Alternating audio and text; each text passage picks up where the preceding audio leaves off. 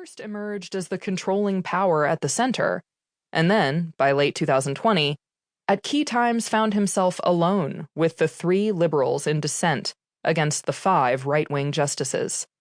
This upheaval created a headache for someone trying to write a book on the court.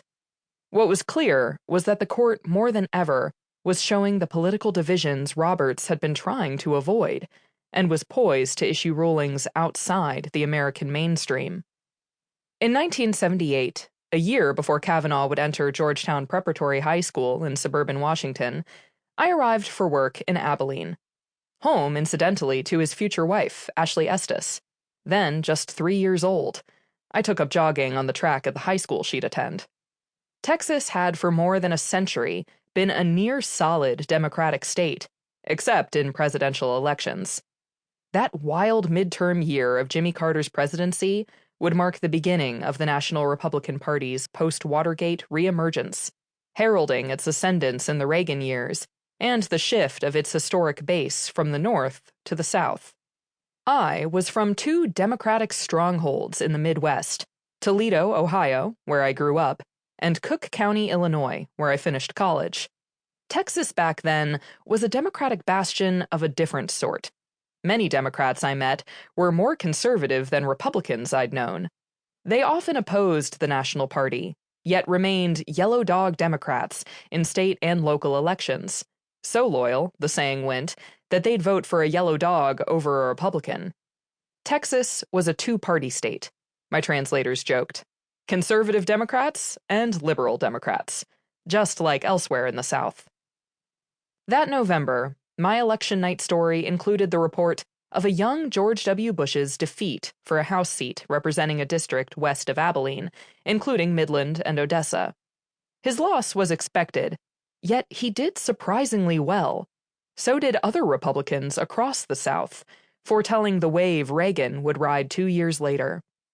Texans in 1978 elected the first Republican governor since Reconstruction, Bill Clements, a rich and bombastic oilman, a sort of precursor of Trump. Among the Democrats who won, taking congressional seats finally vacated by aged New Deal Democrats, was Phil Gramm. The East Texas professor would become a leader among conservative House Democrats known as boll weevils, Southern pests to Congress's Democratic leaders, but allies to Reagan. Like some other boll weevils, Gramm soon would jump to the Republican Party, speeding its rightward, Southern-based makeover. By 1980, when Texas turned on Carter and embraced Reagan, I was in Austin covering politics for a chain of 14 state newspapers. On election night, I'd barely made it to the state's Republican Party headquarters to cover the vote watch there before the networks, shortly after polls closed in the East, projected Reagan would be the winner. Not only that, but the Senate would have a Republican majority for the first time since Dwight Eisenhower's first term.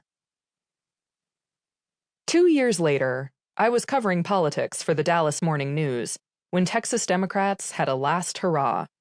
They swept every statewide office in the 1982 midterm elections as Democrats nationwide exploited Reagan's weaknesses amid a recession and his cuts to Social Security. The Texas party wouldn't come close to achieving that again. By 2020, it was a perennial loser in statewide races, and Democrats' hopes of a comeback thanks to their Trump-era gains in the big cities and suburbs proved premature.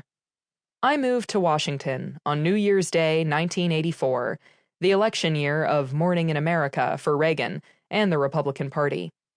Working first for Congressional Quarterly magazine, I soon got to know a maverick Republican congressman from suburban Atlanta, Newt Gingrich.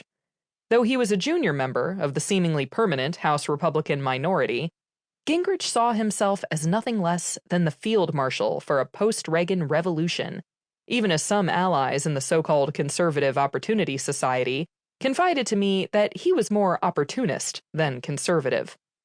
I joined the Wall Street Journal's Washington bureau in 1990, in time to report how Gingrich, by then the second-ranking House Republican leader, nearly sabotaged that year's bipartisan budget deal between President George H.W. Bush and Congress's leaders because it raised taxes to reduce mounting deficits.